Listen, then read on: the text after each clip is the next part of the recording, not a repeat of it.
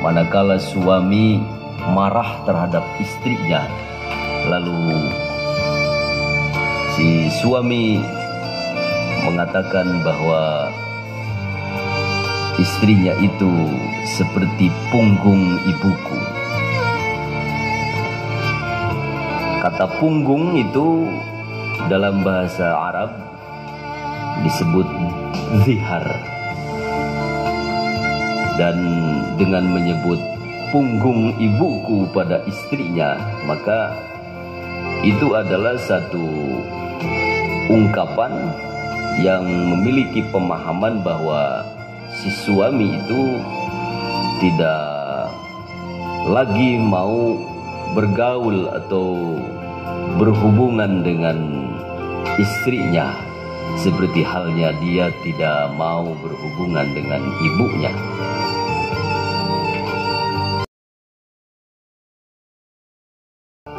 Secara bahasa, dihar bisa berarti menunggangi, di samping berarti punggung tadi. Dhahrun, menunggangi karena terkandung makna bahwa dengan punggung itu, dengan dihar itu, si suami enggan menunggangi lagi istrinya. Jadi kata punggung dan menunggangi itu punya keterkaitan maknawi yang intinya bermuara pada ihwal keengganan untuk melakukan hubungan suami istri lagi. Dan bahkan jika yang bersangkutan, dalam hal ini si suami memaksudkan untuk menceraikannya secara halus, maka jadilah tolak itu. Dan jika dia memaksudkannya untuk mencerai istrinya dengan kata-kata yang halus atau lewat sindiran, maka jadilah tolak itu. Ini sindiran yang seperti ini di dalam bahasa Arab, di dalam sastra Arab itu disebut sebagai kinayah talwihiyah atau sindiran. Jadi ketika menyerupakan istri pada punggung ibunda, pada punggung ibu suami, maka itu adalah sebuah kinayah talwihiyah atau sindiran untuk menyindir istrinya bahwa dia itu tidak mau lagi menunggangi atau berhubungan dengan istrinya. Nah, mitra sekalian yang dirahmati oleh Allah Subhanahu wa taala, jika si suami berniat untuk melakukan tolak dengan kata-kata tadi, dengan dihar, yaitu menyerupakan istrinya dengan punggung ibunya, maka jadilah talak. Dan jikapun dia main-main tidak disertai dengan niat talak, maka dia telah jatuh pada perbuatan dosa, karena zihar itu haram. Mitra sekalian, secara syar'i yang dimaksud dengan zihar itu menyerupakan istri yang tidak tertalak secara bain dengan wanita yang masih mahram atau ada hubungan kekerabatan, haram dinikahi oleh lelaki atau si suami yang bersangkutan. Itulah yang dimaksudkan dengan dihar secara syar'i. Dan menurut hukum Islam, dihar itu jadi jika memenuhi syarat. Apa syaratnya, mitra sekalian? Syarat dari dihar ini, dia sah jika dilakukan oleh orang yang sah menjatuhkan talaknya. Jadi dihar hanya sah dan atau terjadi jika dia dilakukan oleh orang yang sah menjatuhkan talak. Di dalam konstruksi hukum Islam ada rumus dan simpulan hukum innama yasihhud diharu mimman yasihhut talaqu. Sesungguhnya dihar itu sah hanya dari orang yang sah menjatuhkan talak.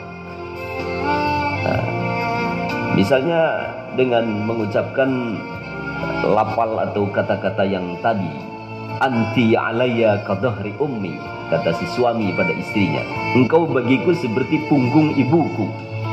Ya, maka si suami yang mengatakan itu karena suami memiliki hak untuk melakukan talak, maka jadilah dihar itu. Nah, mitra sekalian yang dirahmati oleh Allah Subhanahu wa taala, dasar hukum dihar ini adalah ijma ulama. Ulama Islam, ulama hukum Islam bersepakat bahwa dihar ini barang yang haram dilakukan. Dan jika dilakukan, maka si suami kena denda. Di dalam bahasa hukum, denda itu disebut sebagai kifarat. Dia harus mengeluarkan kifarat. Apa kifaratnya, mitra sekalian yang dirahmati oleh Allah Subhanahu wa taala? Berdasarkan kepada Al-Quran surah Al-Mujadilah ayat 3, denda itu harus dilakukan oleh laki-laki yang menjatuhkan dihar, yang bisa berkonsekuensi talak jika memaksudkan talak, dan menjadi dosa jika tidak berniat untuk melakukan talak, dan kemudian berkonsekuensi terhadap kifarat atau denda. Kifaratnya apa? Menurut Al-Quran surah Al-Mujadilah ayat 3, kifaratnya adalah fatahriru raqabatin min qabli ayyatamassa, memerdekakan budak, memerdekakan hamba sahaya. Dan disebutkan budak atau hamba sahayanya oleh para ulama ahli hukum Islam dengan budak yang tidak memiliki cacat atau kekurangan apapun. Jadi budaknya harus budak yang mulus, budak yang betul-betul sempurna, dan budaknya harus budak yang beriman, yang mukmin atau mukminah. Fatahriru raqabatin min qabli ayyatamasa. Dia harus membebaskan budaknya yang sempurna, yang tidak kurang suatu apapun, dan budaknya harus budak yang beriman kepada Allah Subhanahu wa taala sebelum dia kembali lagi bercampur bersama-sama dengan istrinya setelah dia melakukan zihar. Nah, bagaimana jika yang bersangkutan itu tidak mampu untuk memerdekakan budak yang sempurna dan beriman? Dan bahkan di hari ini, sekarang ini, perbudakan sudah tidak ada, sudah dihapuskan dari muka bumi, dan sekarang sudah tidak lagi dikenali dan tidak akan diperoleh lagi budak. Maka di dalam hukum Islam, jika tidak ditemukan budak untuk kifarat dihar, maka si suami yang mendihar istrinya, sebagaimana ditulis di dalam hadis baginda Rasulullah sallallahu alaihi wasallam, maka harus puasa 2 bulan berturut-turut. Puasa 2 bulan berturut-turut, syahraini mutatabi'ain. 2 bulan berturut-turut itu tidak terhalang, tidak tersekat, atau tidak terputus satu hari pun. Jadi berat. 2 bulan berturut-turut tanpa sekat, tanpa putus, tanpa terhalang.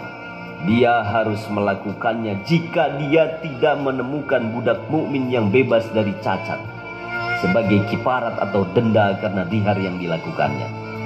Jika tidak ditemukan juga budak, maka harus berpuasa 2 bulan. Dan jika tidak kuat puasa 2 bulan berturut-turut, maka di dalam hukum Islam sebagai dendanya memberi makan 60 orang miskin.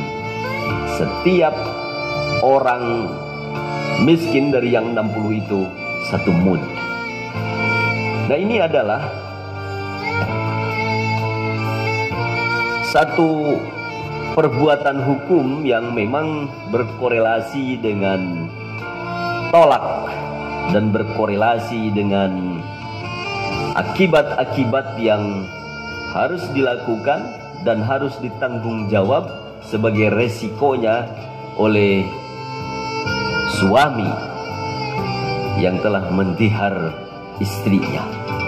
Jadi pelajarannya, mitra sekalian yang dirahmati oleh Allah Subhanahu wa taala, tidak boleh pihak suami sembarangan mengatakan kata-kata yang tidak senonoh, mengatakan kata-kata yang kasar, mengatakan kata-kata yang menimbulkan rasa sakit atau menimbulkan akibat-akibat hukum yang jauh, seperti halnya diatur di dalam dihar ini. Mengatakan kepada istri bahwa istrinya seperti ibunya, itu adalah perbuatan yang memang akan mengandung akibat hukum. Meskipun ini memang sudah memiliki akar dan urat yang lama, yaitu berurat dan berakar kepada kesejarahan dan tradisi yang terjadi di Arab jahiliyah masa lalu. Nah, mitra sekalian yang dirahmati oleh Allah Subhanahu wa taala, sebagaimana kita ketahui bahwa zihar ini diangkat dan menjadi hulu dari satu surat di dalam Al-Quran berkenaan dengan kisah zihar yang dilakukan oleh dua insan sahabat Rasulullah Sallallahu Alaihi Wasallam yang termaktub di dalam surah Al-Mujadilah ayat 1, yaitu qad sami'allahu qaulal lati tujadiluka fi zawjiha wa tashtaki ila Allah. Allah telah mendengar perkataan seorang perempuan yang menyampaikan keluhan kepada engkau wahai baginda, wahai Nabi, perihal suaminya, dan kemudian mengadukan halnya itu kepada Allah. Jadi ada seorang perempuan yang menghadap kepada Nabi, dan lalu kemudian perempuan itu menceritakan bahwa suaminya telah menzihar dia, mengatakan bahwa perempuan itu seperti punggung ibu suaminya, dan kemudian dia mengadukan perihal itu kepada Allah.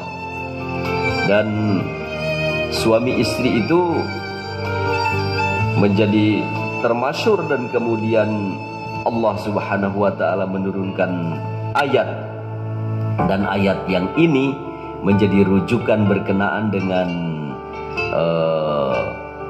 zihar itu.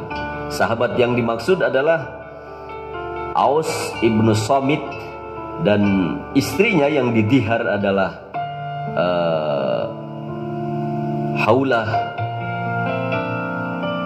Haulah didihar oleh Ibnu Samit, oleh Aus ibnu Samit, dan dari situlah kemudian Rasulullah Sallallahu Alaihi Wasallam mengatakan, karena itu bagian yang harus diperbaiki dan dipandu oleh syariat, zihar kemudian tidak bisa semena-mena.